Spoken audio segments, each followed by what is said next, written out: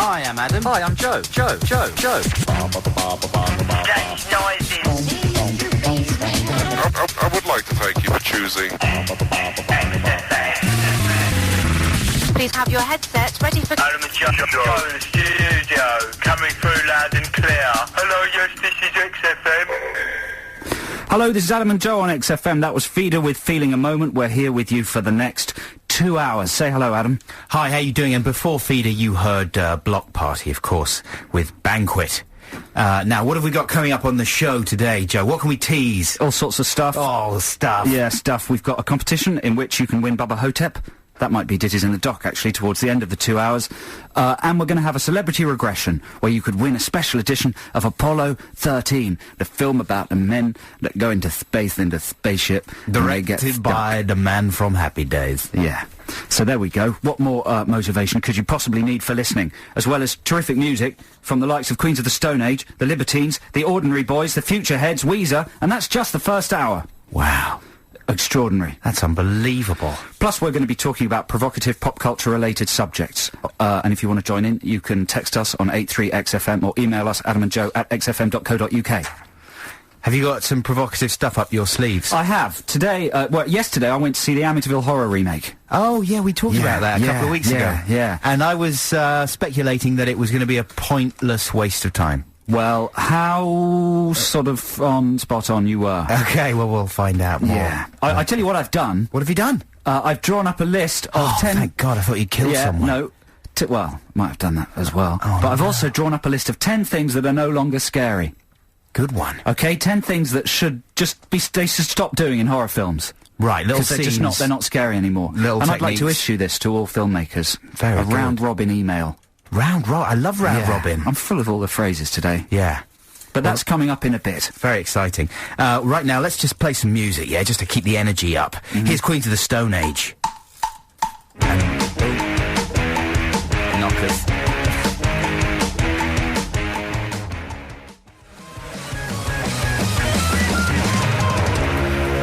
Is it enough just to go... Yeah, I think that sort of Is it? proves that it is. It is enough. It's Well more done. than enough. Well done, Queens of the Stone They Age. are from the Stone Age, I suppose. They're sort of Stone Age noises. It's more kind of medieval. They're Right. Queens of the medieval age, Right. I would Right. say. Okay. But very good. That's called Little Sister. I haven't watched that much TV and stuff this week. You know, That's very... You've let us all down. Well, I feel as if I haven't done my homework, you know? I've just been sort of having a kind of different life. And doing other things. I went on the London Eye again. I'm pretty much a regular on the London Eye. That was good fun.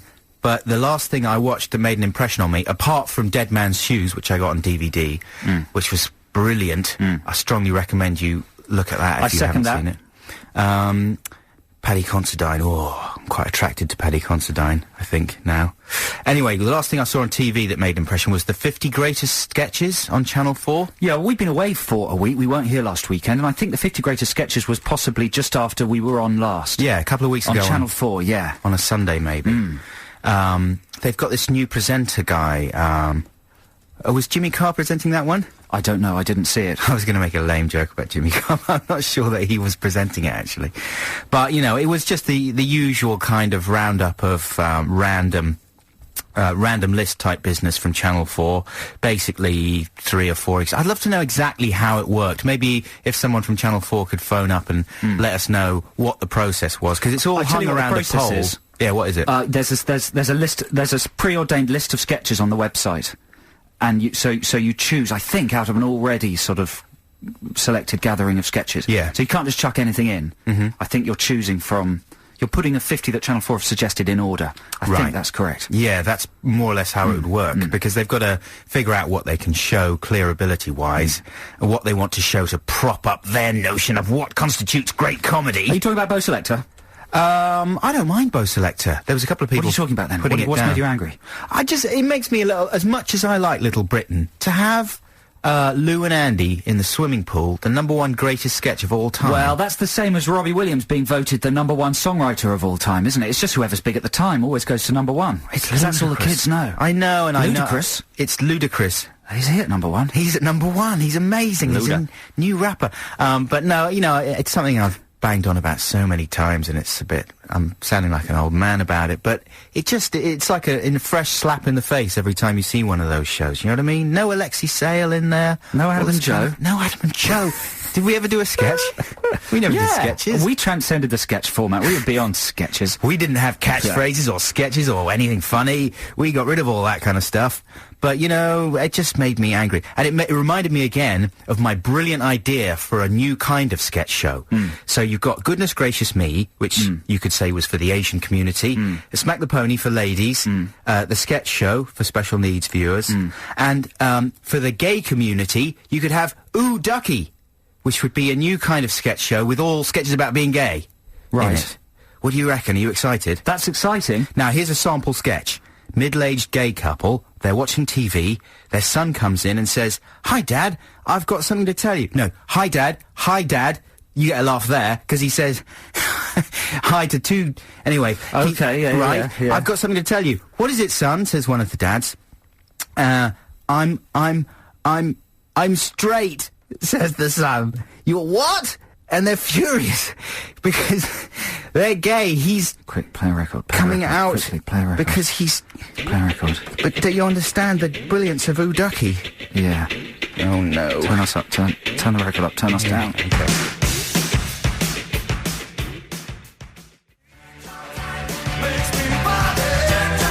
Is he saying, makes me potty, there?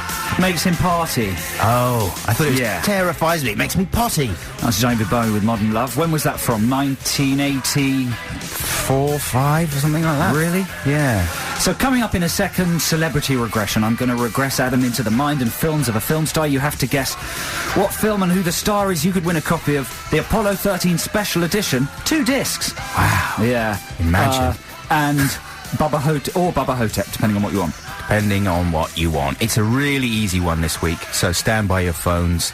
I'll give out the number now. Here, what the hell? 0871 222 1049. That's the number to call, not only for competition time, but for anything, just for a chat. It's, What are you saying? I don't know what I'm saying. Adam and Joe here on XFM. XFM.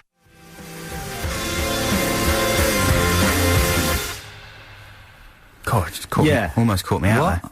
I was almost a bit like, nothing's going to stop us now. Nothing's going to stop us now. Who invented that style of singing? He did. Did he? Not Chris Martin. It's slightly Chris Martin, isn't it? Oh, I suppose. Going like that. It's as if someone's pinching his little bum while he's singing. Or just he's really anxious about the world and the environment, and he can't quite sing. It's sort of I'm almost about to burst into tears, isn't it? That's the whole style of early noughties singing. Don't pinch my bum! I think pinching the bum is just a bit... Don't pinch my bum! That would be less interesting if that was all it was. Sometimes it's as simple as that. Is it? Yeah, Oh. it's all it comes down to, a little technique like that. Okay, 0871 222 1049. I'm about to put Adam under. If you can guess what film star he's being regressed into and what the films are, you could win either a copy of Bubba Hotep or Apollo 13. Are you ready, Adam? I am ready. Ring the bell. Okay. This is Celebrity Regression. If you'd like to be regressed along at home, as long as you're not operating a heavy vehicle or in charge of young children, then do feel free. Take deep breaths, in through the nose, out through the mouth, expand the stomach, and drift, clear your mind, etc. You know, the sort of thing. Drift back. You're 5, you're 4, you're 3, you're 2, you're 1. You're a tiny little fetus. You're a little spermatozoa. And now you're a glint in the milkman's eyes. Glinty. That's the milkman's name, Glinty. And now you are in the mind and the films of a movie star. Moby. Open your eyes, Adam, and tell us what you see. I'm in an office. Oh, it's so boring. It looks like a hospital room or something boring. This place is full of stiffs, and I mean literally. Take the guy I've got to work with. He's boring my entire ass off. But that always happens to me, because my ass is crazy. Why else would I listen to a live version of Jumpin' Jack Flash by the Rolling Stones over and over again on my Walkman? That's right, because I'm a crazy ass. And to prove it, I'm gonna do something crazy to this boring place, man. I'm gonna make a crazy sex party, and it's gonna be full of nice prostitutes. Not the nasty drug-addicted ones, but nice ones who just want to make some money and have some fun. And thanks to me and my crazy ass and my Walkman, They can! Jumping jack, flash, it's a gas. Look out, my crazy ass! Just breathe, just breathe. I'm now going to... Are you finished? Yeah. I'm now going to take Adam into the mind and movie. Well, you know, the same movie star, different movie. Wake up, tell us what you see. I'm in bed. I've got a headache. Oh, there's someone in bed with me. Oh, my crazy ass. Oh, no, wait, she's dead. From a drug overdose. Oh, no. Also, my bad real estate dealings have left me in terrible debt. My sleazy life is catching up with me. I'd better hide, but where can I be guaranteed anonymity? I've got it! A rehab center. But now, I'm being forced by my tough but kindly counselor to look at my problems. Oh, look at my problems.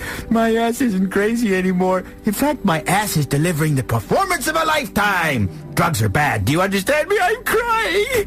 I want an Oscar, please. No. Dustin Hoffman's taken the Oscar. I can't believe it. That's typical just for pretending to be simple. They want my ass to be crazy again. But I want a serious ass. I've got a serious ass. Look at my serious ass. 0871222049. Let's regress Adam into the third and final film. Adam, open your eyes. Tell us what you can see. Excuse me. I'm cold. Oh, I'm very cold. I'm cold on 2 levels. Level 1, I'm cold as a father.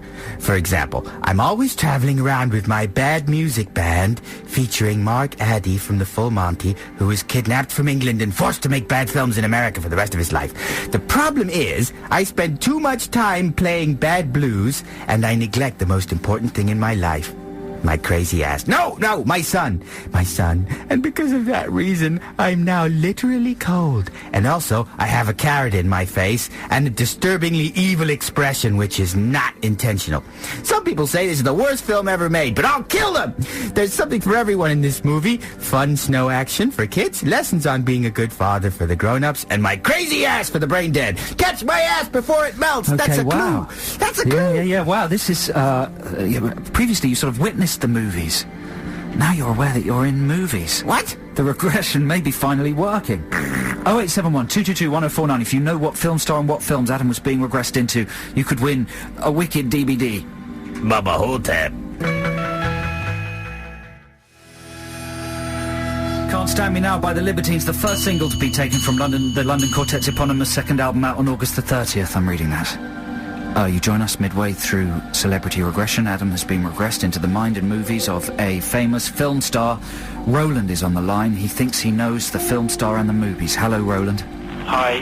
How are things going? Not bad. Are you talking on a homemade phone? No, I'm on my mobile. I'm actually in a very big room. Really? Yeah. Okay, what's your guess at the well, hang on a second, Roland. Okay. I'm going to get you to say, well, how are we going to do this? I've forgotten how we do this. I can't ask Adam because he's been regressed. On 3 films, right? Yeah. Tell me the 3 films, first of all, Roland. What do you think they are? Sister Act. Yeah. Jumping Jack Flash. Yeah. And Ghost. Okay, and I want you to say the name of the star, and if you're correct, Adam will come out of his regress state. Say the name of the star. Whoopi Goldberg. Whoopi! Roland, you're wrong. He's still in his regress state. How did you get Whoopi? Pardon me? How did you arrive at Well, Whoopi? you went Jumping Jack Flash, she went like prostitute. She was a prostitute in Sister Act, no, wasn't she?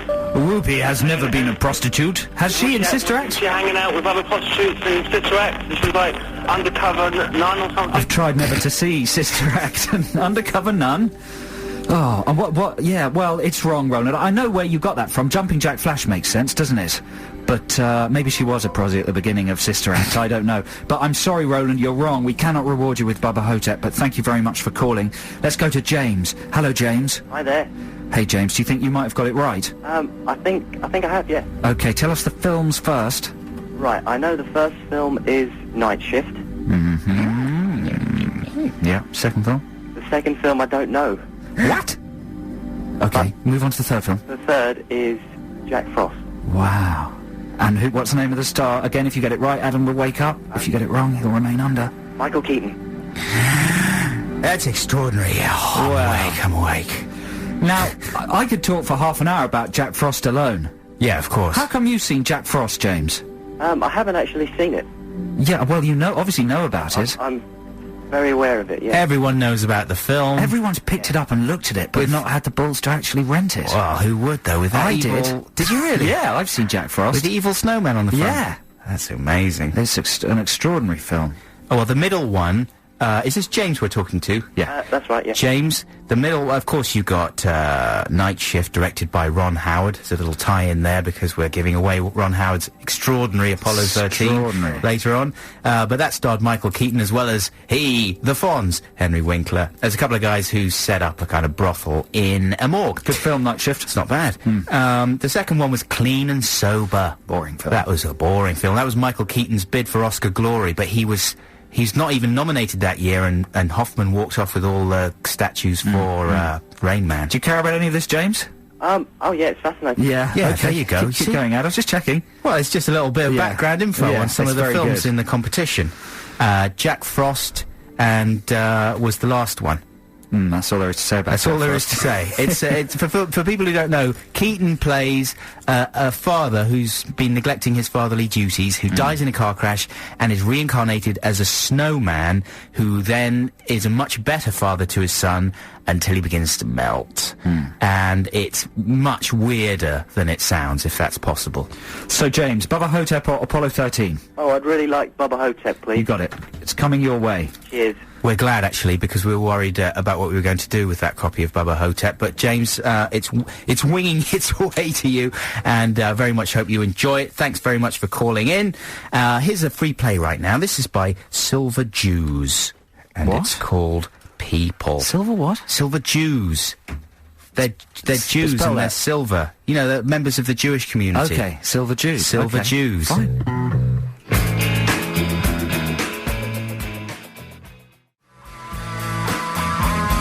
There you go, that's called People by Silver Jews. This is Adam and Joe on XFM. We're going to have a kind of text competition very soon, aren't we, Joe? Yes, we are. Yes, we are, yes. We're going to be introducing that shortly. Also, you just dropped a bomb on me. I completely forgot that you went to the Make Me a Supermodel sort of finale party. That's correct. Regular listeners to the show will remember that I made a big fuss about it, so inevitably I got invited, and of course I went and had a fabulous time. Wow, can't wait to hear about The all end of that. the anecdote. That's it. No, That's the anecdote. I'm going to squeeze more than that out of that anecdote. So join us again shortly. XFM. My Sharona. That's good, though.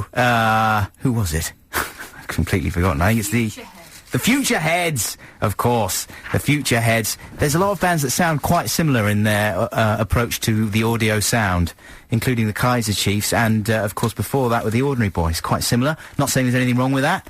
It's my favourite kind of music, so in a way, it makes me ecstatic. Joe, help me out here. I'm just babbling. Yeah. No, it's good babbling. I was enjoying it. Okay. This is Adam and Joe on XFM. We're here with you for another hour and 5 minutes. Ditties in the dock coming up at the end of the show. And we're going to do a text competition to win some rock and roll tickets to a rock and roll gig. Oh, I love Is it the Red Hot Chili Peppers? No, with the Manic Street. Oh, the Manic Street Preachers. Behemoths. Yeah, so here we go. I saw Amityville Horror yesterday. Wow. The remake of the classic, well, it's not really classic, the remake of the average 70s movie that's now an average noughties movie. And it's pretty average, but one of the things that was the most annoying about it was the fact that, I see a lot of horror films, Ring 2, Grudge, Ring 1, all that shenanigans. That's three. I've seen three horror Well, I've seen a films. lot. Godsend I saw as well. You don't I have to haven't say all that. I haven't I seen believe Hide you. and Seek. I see them all. And they're doing the same things in all of them. So I thought I'd just write a list of 10 things that, if there are any horror filmmakers listening, I'm not sure there probably aren't. But Douglas might be listening, our storyboard artist friend. He's got contacts in Hollywood.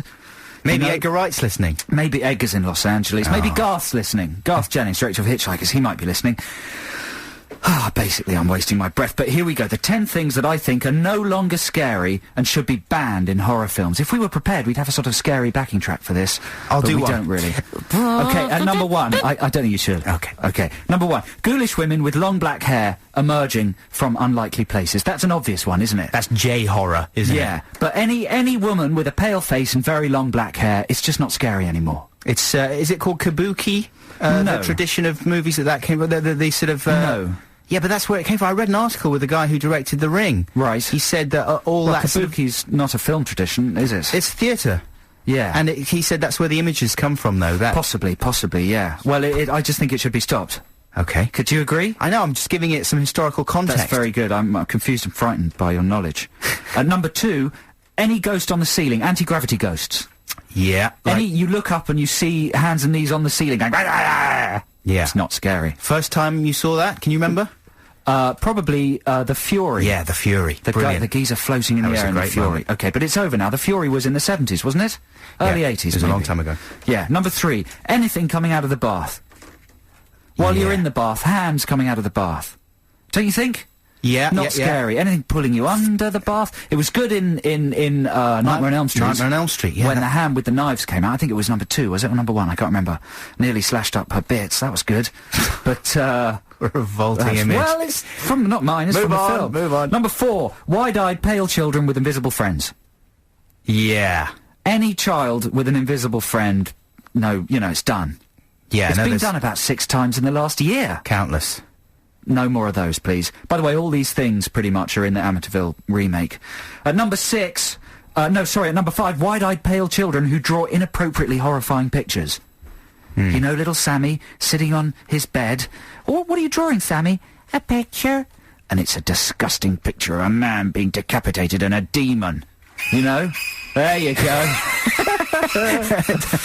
That's good. Lila is so exhausted. She's just run out there. She can barely breathe now. She's about to have a coronary. Wouldn't you agree with that one, Adam, though? Yeah, I would. Yeah. Number 6. Yeah, I'm going to that's a start good to one. speed up through these. Okay. Any and all shocking words scrawled on a wall in blood. Yeah. You know, you come into a room... In Amityville Horror, the remake, it's catch them and kill them. Spelt with a catch with a K. As if being bad at spelling's going to make him an even more horrifying killer. Do you think that kind of thing predated the Manson murders? No, I think it started with the Manson murders. That's what pretty much inspired it. But it shouldn't be carrying on, 30 years later. No, they even had it in... What was that film? Was it Jagged Edge they had it in? Yeah, it's in Hide and Seek, it's in Amityville Horror. They do it with fridge magnet letters.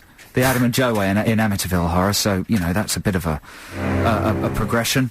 Okay, at number 7, any monster appearing in the bathroom mirror who then disappears when they turn around. Right. That's over. Surely that's over. I mean, as soon as anyone looks in a bathroom mirror in a horror film, you know there's going to be some demon popping up behind them. Yeah, no, Moratorium on that one. definitely. At number 8, ghosts or monsters or possessed people with their heads wibbly-wobbling at high speed. Oh, yeah. They didn't really have that in the Amityville Horror. Yeah, especially with bondage. They'll have someone, strapped into a weird torture device with a strap across their forehead, and then they'll film it at normal speed, right? The person wiggling their head. Then they speed it up and put an effect...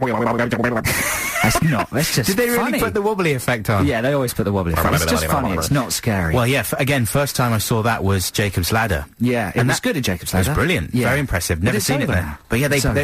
that's the kind of thing that's going to pop up in a pot noodle advert next week. Stop it. I'll tell you what it'll pop up in is a road safety advert. Because that's where these devices end up, in road safety adverts. Then they finish. And number 9, a spectral figure darting through the picture very quickly, accompanied by a sudden loud noise. Oh, yeah. What was that?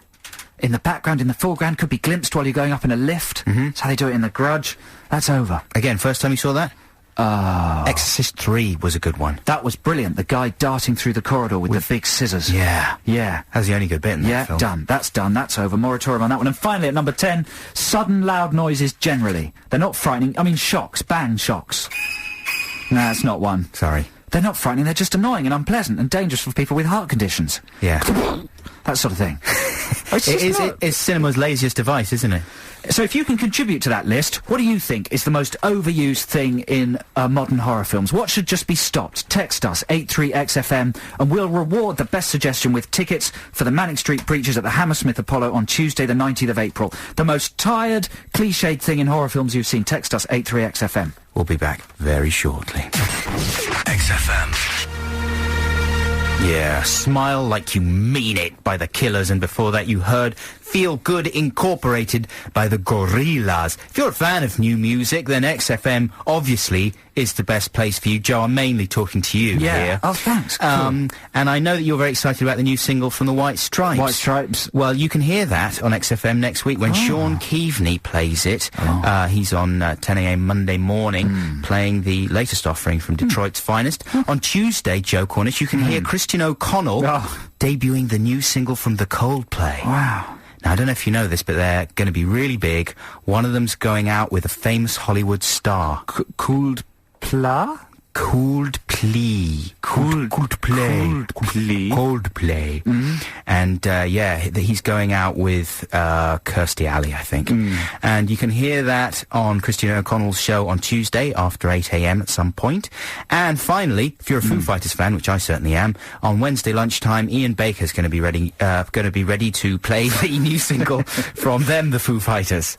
So there you go. That's exciting, isn't it? Brilliant stuff. We've been counting down our top 10 of things that are no longer frightening in horror. We finished counting it down. We were asking you for your suggestions. We've had some very good ones come in. Well done. Okay, here's some good ones. I mean, they're all fairly obvious so far. Pets growling at something and backing away. That's good.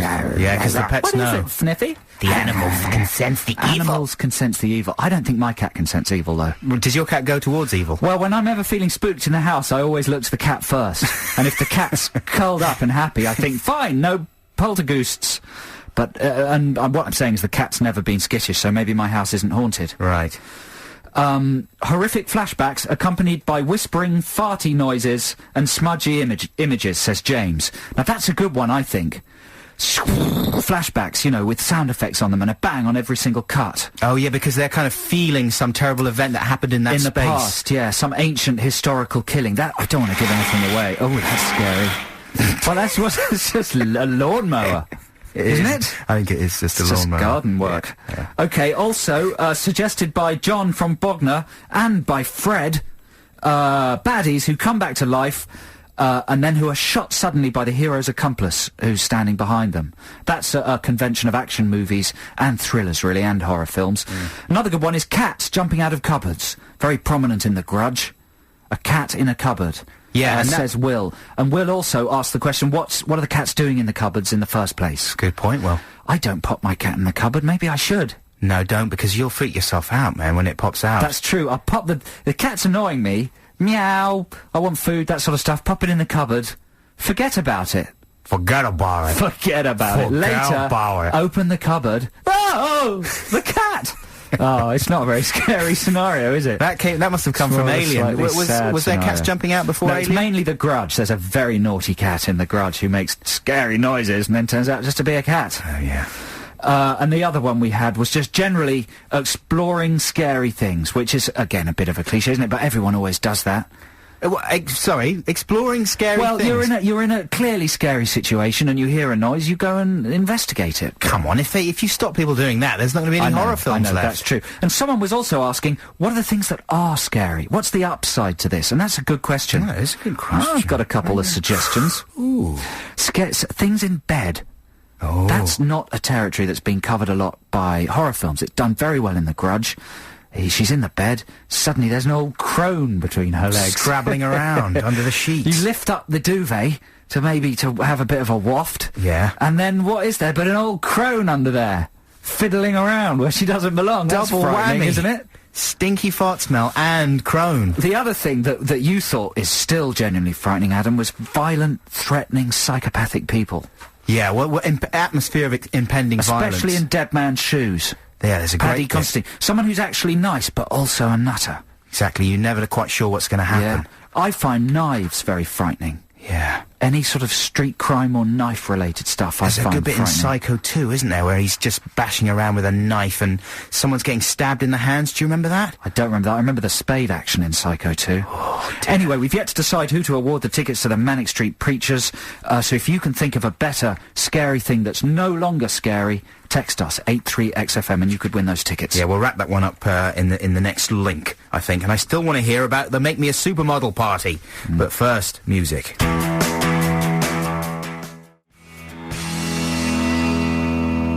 That's tune-packed. The magic numbers there with Forever Lost. This is Adam and Joe on XFM. Now, we're going to put to bed our Things That Aren't Scary Anymore competition. Thank you very much to everybody who's texted in. We've had some fantastic suggestions, including a very good one, I think, is brass door handle movement. Right. Just a close-up of a door handle turning. Turning, sure. That's from Wellesley in Maidstone. He's right, they are always brass as well. In the Amityville Horror, they try and amp it up a bit by putting a crucifix on the door handle. don't know a lot of people who are so religious they have crucifixes embossed onto their door handle, but of course, when it turns spookily, the crucifix is inverted! Which is something that only very, very evil people do, invert crucifixes. That's right. That's why you would not have a crucifix on your door handle. No, because every time anyone came in, you'd be naughty. Tipping your head to Satan. That's the kind of thing that Marilyn Manson probably does. That hasn't been thought through properly by Andrew Douglas, the director of the Amityville Horror, who is in fact a British man. Yeah. And who one of our listeners' dad has worked with, according to another text. We want Douglas on the phone now. Andrew Douglas, to explain why would a Christian family have crucifixes on their door handles? Yeah. Yeah. You know, they'd have them on there because they like Jesus and all, but what are they going to do about the inversion problem? Yeah, that's a good point. Does that almost deserve the tickets? Maybe it does. Because I think it's between Wellesley and Maidstone for the brass door handle inversion and cats jumping out of cupboards from Will. I'd go for the brass door handle. That's a more interesting observation. Yeah, but I added the Amityville thing. Maybe I'll go with Wellesley. Go with Wellesley. I won't. Wellesley, you can win the tickets. Wellesley and Maidstone, congratulations. You've won those tickets to the Manning Street Preachers. Someone else suggesting that Frank in Blue Velvet is in fact one of the scariest characters in the film ever. And I think that's true. I think David Lynch is one of the... he's not really officially a horror director, is he? No. He's more of a... but his films are scarier than any horror films. Yeah, well, definitely Blue Velvet's got that sort of impending violence from What's Nutty Person. What's the one where the man... that really scary man turns up at the party with the phone and he gets the guy to speak to himself. Lost Highway. That's Lost Highway. That's terrifying. That is frightening. And the first time I saw Dune as well, the big fat floaty guy who rips out people's... He's got scary. That's scary! Come on, he goes over to a guy, he's got a plug in his heart and he tears it out and then sucks all the blood out. That's frightening. Okay, that's a bit frightening. Gosh. Well done, there we go. Well done, Wellesley. Nice one, Wellesley. Wellesley. So congratulations on that. Now, what was I going to say? Oh, yeah, very shortly we're going to be finding out about Joe's time at I'm really excited about this. You're going to be so disappointed. You're playing it down, but I Maybe I can't possibly be disappointed. I just want to hear all about it. And if you, like me, want to hear all about it, stick with us. Adam and Joe on XFM. XFM. Oh, it's just gone very cold in the studio. Maybe evil is here. Well, that was Bernard Butler recombined with Brett Anderson, so maybe evil? They may have formed evil. Oh, suddenly there's a very spooky... I don't think so. It felt like magic to me, Joe. Really? Musical magic? Musical magic from the Refugees. No, the Tears, I'm sorry, and a song called Refugees. It's very cold outside, though. It seemed to be as if the summer was on. I know you get very upset and frustrated when I talk about the weather, but... It's cold. It's upsetting to me that it's now cold again, and it's practically midsummer.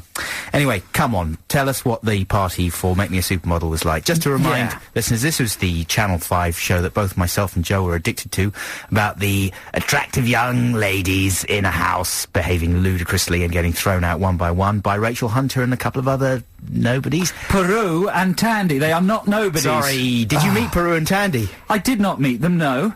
But I was sitting very near to them. Anyway, it turned out this show on Channel 5, which is now finished, was produced by someone that used to produce our programme, The Adam and Joe Show. So we kind of canvassed on air for a ticket to go along to the final live kind of competition, and Joe went along. I went along, yeah. Wow, where was it?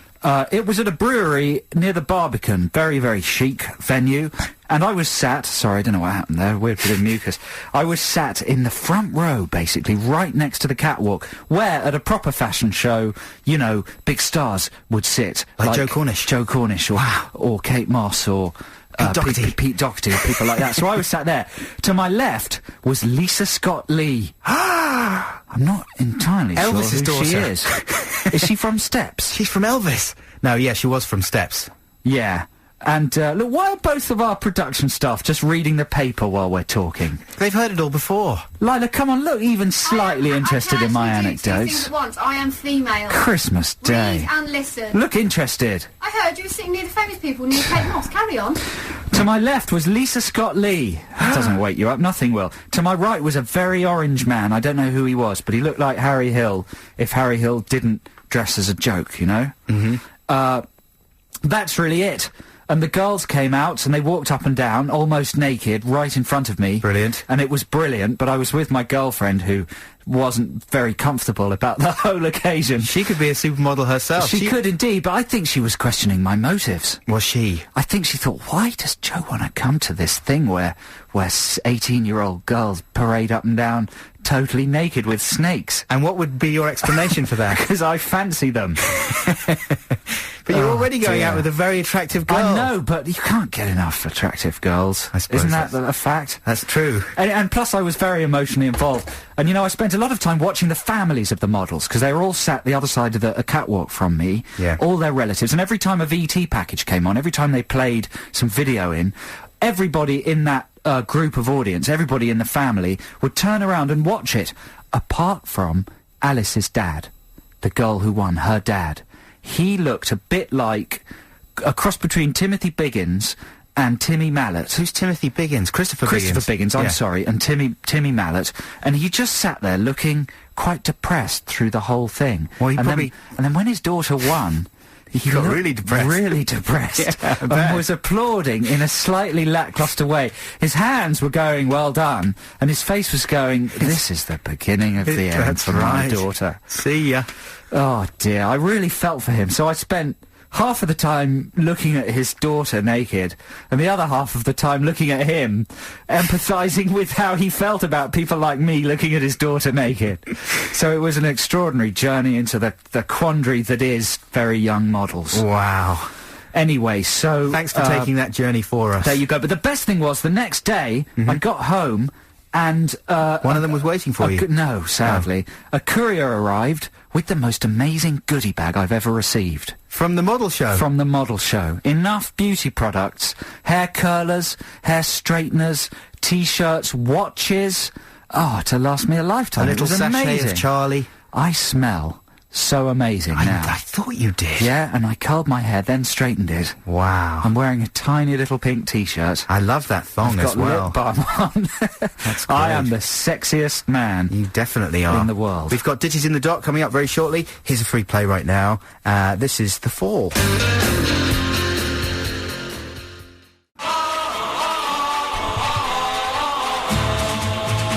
Okay, it's time for Ditties in the Dock here on the Adam and Joe programme on XFM. This is the part of the show where Joe and myself battle it out for who gets to play the final song of our 2-hour stint here on a Saturday afternoon. So, Joe, do you want to go first or shall I? Well, I haven't really decided. I chose the subject this week to be space. Songs about space. Why did I choose that? Maybe because it was a kind of a Hitchhiker's Guide to the Galaxy sort of week for me. I saw that midweek. Oh, yeah. Enjoyed it very much. And so I thought maybe a space theme would be good. But I can't decide what to choose. Well, there's a lot of classic space songs. Well, I've got Elton John with Rocket Man, but somehow I don't think XFM listeners are going to vote for that, are they? Listen, you shouldn't play to the crowd. Just vote for what you love, man. The disco theme from Star Wars by Miko. No one's going to vote for that, are they? It's no. funny, though. That's funny. Carpenters with Calling, Occupants of Interplanetary Craft. Can I just say No that one will vote for that, will they? You should have done this before you came into the studio. I'm trying to get some help. There's Bowie with Starman. It's supposed That's to be overplayed. a vicious competition. Oh, I don't know. I don't know. Okay, then. Elton John with Rocket Man. My choice is Elton John with Rocket Man, because I like it a lot. I really do, and I love singing along to it. And if you've got, if you enjoy singing along to things, you'll enjoy singing along to it too. Elton John is a big man with big man boobs. I saw him playing tennis the other day. He's an absurd, great roly-poly monster, isn't he? But I don't know what to say. It's a great song, and it's about space, so vote for it.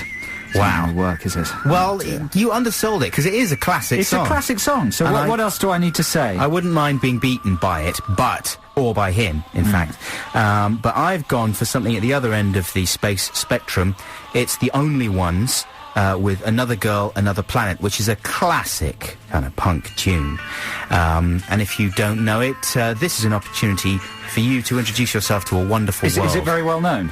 I would say it's pretty well known within the It's on the world best of... punk album in the world ever that I see you're holding in your Well, hand. exactly. It's So it must be also quite well known. It's also a track from a classic album called Oh, SF I'm Sorrow. shafted. No, it's not. It's not super well known.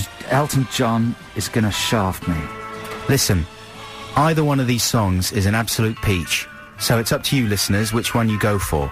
Either The Only Ones with Another Girl, Another Planet, or Elton John with Rocket Man. And just to motivate you, 3 callers will win a copy of Apollo 13, the space film. You know, there you go, space film. Space film. Space, all about space. We did a hilarious toy version of that once, We didn't did, we? yeah. Called Apollo 13, but we didn't quite spell it right. No, we spelt it weirdly, with like maybe one L or two L's. APALLO, Apollo 13. It was weird. That's but alright, it's funny. Anyway. It's early. 0871 222 1049 is the number to call. Just say, Elton or The Only Ones, okay? Elton or The Only Ones. And we will find out which is the winner after we have some more music. Right now, who are we going to have? Oh, LCD Sound System with Daft Punk is playing at my house. Bait, Check man, it that is out. bait.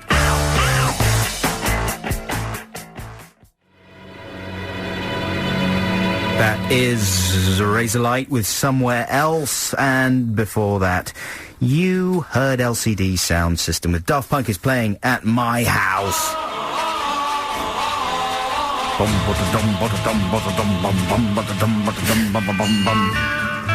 Yes, it's Ditties in the Dock, the part of the show where Adam and I fight it out to be the one who plays the last record. This week it is a space theme.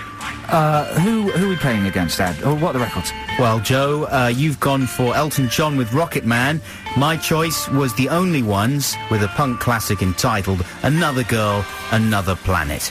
We have callers on the line. I've lost their names. The I think callers it's on the line. Haley. Haley, are you there? I am here, hi. How are you doing, Haley? I'm fine, thank you. What are you up to today? You sound a little bit angry. Why are you angry? No, I'm not, we're filming today. Student filmmakers, they're filming downstairs in my house. Really? That's down a bit, yeah. How, why did you let them do that? I don't know, I'm not quite sure. That's Is it? famously a thing never to do if you're even vaguely proud of your house, is let a film crew in. Students as Don't well. tell the landlord, yeah. What sort of a film are they making? It's kind of comedy. Have you read the script? Yes, I'm Comedy production designer. porno. And what film school are the students from? Oh, hold on. Oh, yeah, sorry. I have to keep it, University of Westminster. Really? And they're telling you to keep it down because they're going for an important shot. They are, yes. They're going for the Munty. Okay, what's That's film jargon. Who are you voting for, Haley? Is it going to be the punk or the Ponce? Only one, please. The Only Ones. It's one for The Only Ones. Okay, can you keep it down, please, Haley? Okay, and Haley, you win a copy of Apollo 13 as well. Congratulations. We're going for an MCU and we're using the Jilly Legs, so can you keep it down? Thanks very much for your call, Haley, and hope you enjoy Apollo 13 by Ron Howard, the guy from Happy Days. Now we've got Neil on the line. Good afternoon. How you doing, Neil? I'm fine, thanks. Yourself? Yeah, very good. Thanks for asking. Bye. No, I'm joking. Sorry, Neil. Just talking rubbish. What are you going to vote for this afternoon? The Only Ones or Elton John? Or the only one. Oh, Come on. I mean, it's a classic tune. There's no. But do you not even like Rocket Man? I can't stand it. What's your problem with Rocket Man? I mean, that was Joe's choice, but it is a good song. Is it The too? only one eclipses it by miles. Yeah. yeah. Okay, well, you win a copy of Apollo 13 there. Neil, thanks for calling. Thanks for listening. Joe, man, you need some votes, otherwise So you're out of if the I don't picture. get a vote, this is it. It's over for me. It's funny, isn't it? Because we've only got 3 copies of Apollo 13. Maybe this next one. Oh, I don't know. Okay, Carly, hello. Carly. Oh.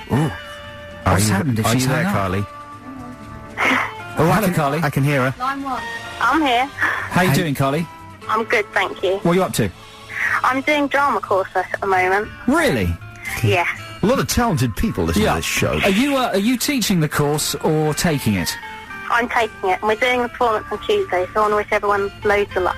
You're the Loads of drama luck. queen. What's your performance of? It's called The Good Woman of Szechuan. The Good One of Szechuan? The Good Woman, yeah. The Good... Oh. Is it about a Chinese restaurant? No, although that would have been fun. Okay, so, Carly, what are you voting for then?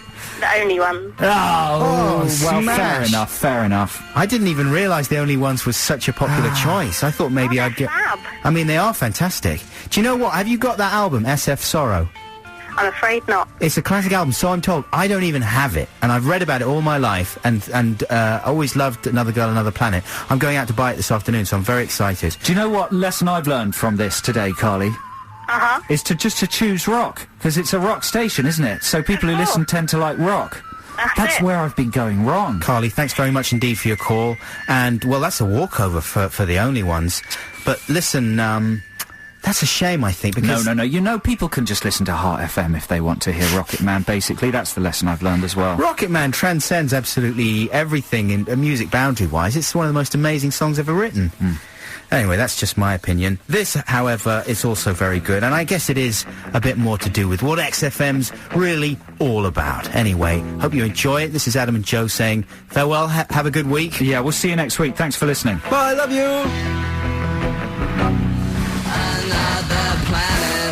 Very good. That's The Only Ones with Another Girl, Another Planet. And just came back. We've got a little bit of housekeeping to do. First, I should apologise for being ignorant enough to get The Pretty Things and The Only Ones confused. It was, of course, The Pretty Things, whose album SF Sorrow is a classic, and that's the one I'm going to go buy this afternoon. How very ignorant. Sorry. And don't forget to listen to Sean Keaveney on Monday from 10 a.m. as he'll be giving away copies of the Virgin Megastore's Album of the Week, which is Do Me Bad Things is Yes! And for more chances to win, you can go to www.xfm.co.uk. This is Adam and Joe. We'll see you next week. Bye! XFM.